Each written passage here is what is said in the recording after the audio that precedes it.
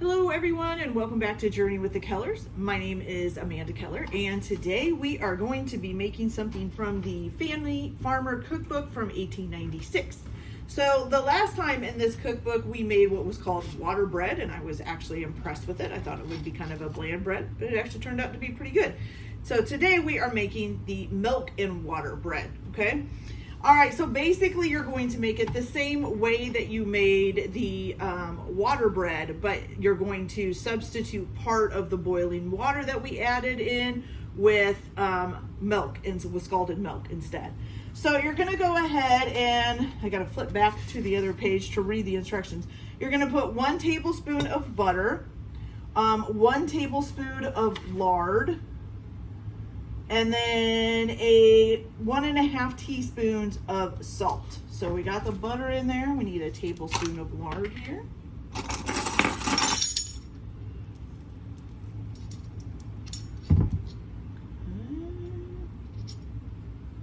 Lard, got that. And how much salt here? 1.5 teaspoons of salt. That's a 1/2 tablespoon. There we go. So 1 and 2. Okay, so you have that. Now what you're gonna do is go ahead and pour a cup of boiling water and a cup of scalded milk on top of this.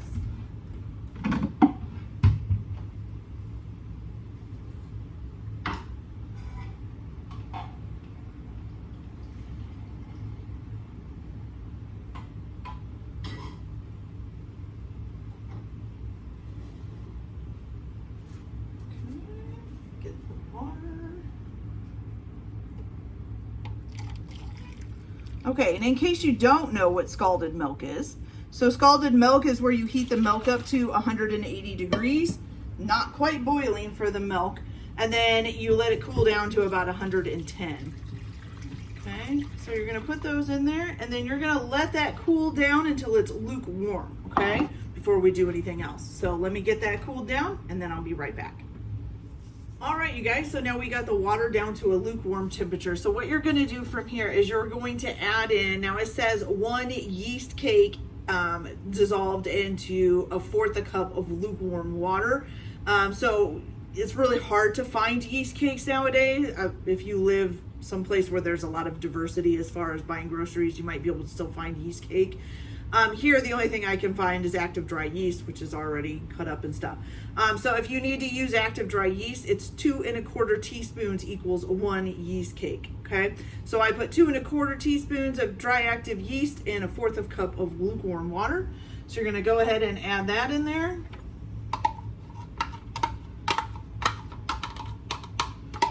Okay. And then the next thing you're gonna do is add 5 cups of sifted flour, okay? We're gonna add that in there. And we're just gonna stir this up real good until we make a dough.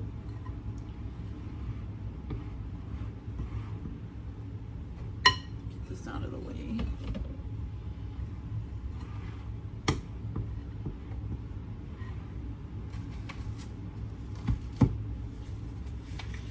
Okay.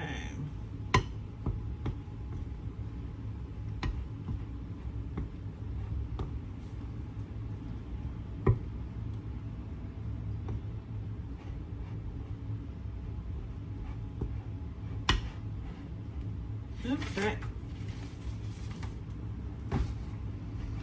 So let's get this good and mixed up. And then after you've gotten this pretty much mixed up, which I think I'm gonna have to go to my hands because spoons just don't really work for this. After you get this good and mixed up, you're gonna add another cup of sifted flour to it. And then you're going to turn it out onto your counter or a board or whatever you want to do that's floured. And you're gonna knead it until it's like soft and elastic, you know, till it's smooth and elasticy, not soft, sorry. Okay, let's get this nice and in there. It's sticking to my hands. All right, that's looking nice. Okay.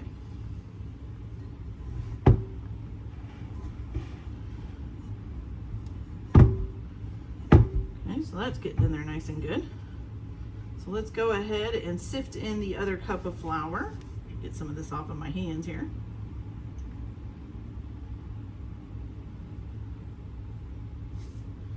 And I am using bread flour today, which is probably not what they would have usually used, but I actually have quite a bit of bread flour, so I thought, well, we'll just use that for today, see how it comes out.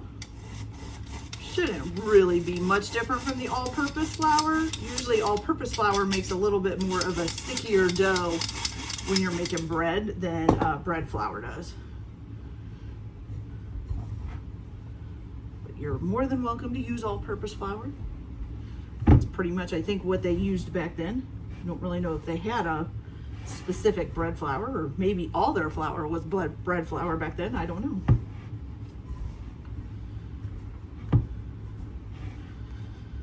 Okay. Now the only thing I notice about adding in this like final cup of flour after you've already added in the other stuff and mixed it up, it makes it kind of hard to get that to go in there. Maybe that's the point though. Maybe it's kind of kneading it as you go along. Okay, so like I said, once you get this all mixed up, you're gonna go ahead and put it out on your counter, or whatever you're gonna use to knead it on. Make sure you have a little bit of flour down, and then you're just gonna knead it until it's nice and elasticy. And so I'm gonna go ahead and get that done, and then we'll be back to see what we do after that.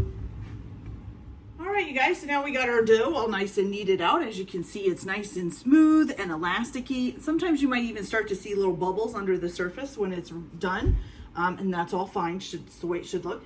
Okay, so basically now, so usually for this, the water bread and this watered milk bread and most of the breads from that time, you would let it rise overnight. But we're making it early in the morning so that it can rise during the day and we can cook it later on this afternoon.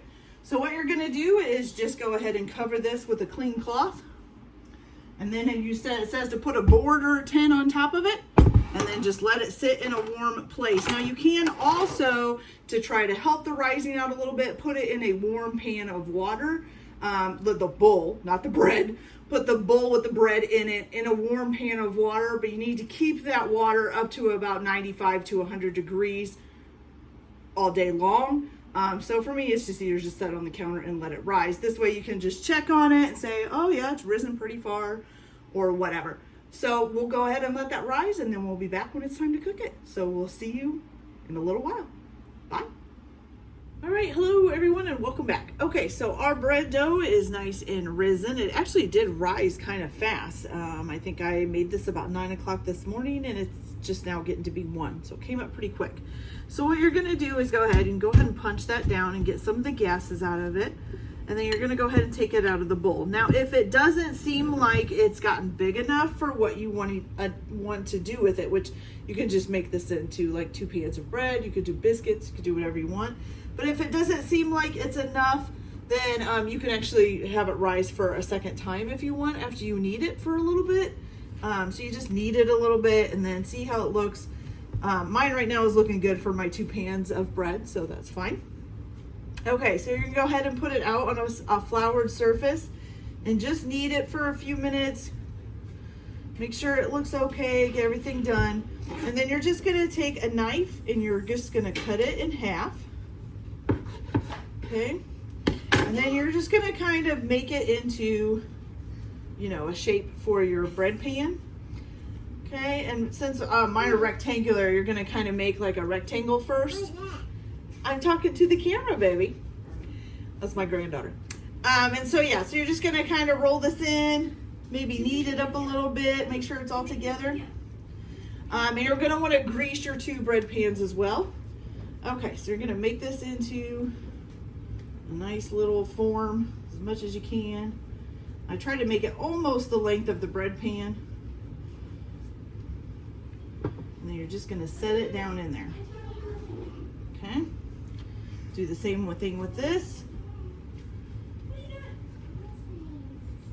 Get it all nice and put it back together here. And you're just gonna form it into a nice little rectangle again. Okay. little bit of a bigger pan so we can make this one a little bit bigger. Put it in there. Okay. All right, and then you're gonna cover these back up again for a little bit and let them rise. And then we'll get to cooking. So I'll just cover those up and we'll be back in a little bit as soon as they've risen. All right, you guys, so they have all nice and risen in their pans. I think these are gonna be big breads. Whew. Okay, so what I'm gonna do this time, I didn't do it last time because it didn't tell me in the instructions, but these are from older recipes, so I'm gonna go ahead and do it this time. I'm just gonna score the top of these. Reason being is if you don't score the top of them, they end up splitting anywhere they want. So they'll, you know, they could even split along the side or whatever. So this helps prevent the bread from splitting where you don't want it to split. It also helps kind of release any of the gases out of the bread if it's baking. So I'm just gonna go ahead and put just a little knife line down the middle and then pop them in the oven. So this recipe doesn't really give you a temperature because of course they cooked a lot over fires and stuff back then. So I'm going to go ahead and put them in a 350-degree oven. They usually take about 45 minutes to cook. I'm gonna check them at 30 minutes just in case, and then continually check them every 5 minutes until they're done. So once these are done, I'll pull them out and then just put them on a wire rack to cool. And then once they're cool, then we'll have a piece and see how they taste. So we'll be back as soon as all that's done. All right, you guys, so the bread is all done and nice and cooled. Came out looking fantastic, if I do say so myself. So we're just gonna give this a try. I have a feeling it's not gonna taste much different than the water bread that we made, but you never know.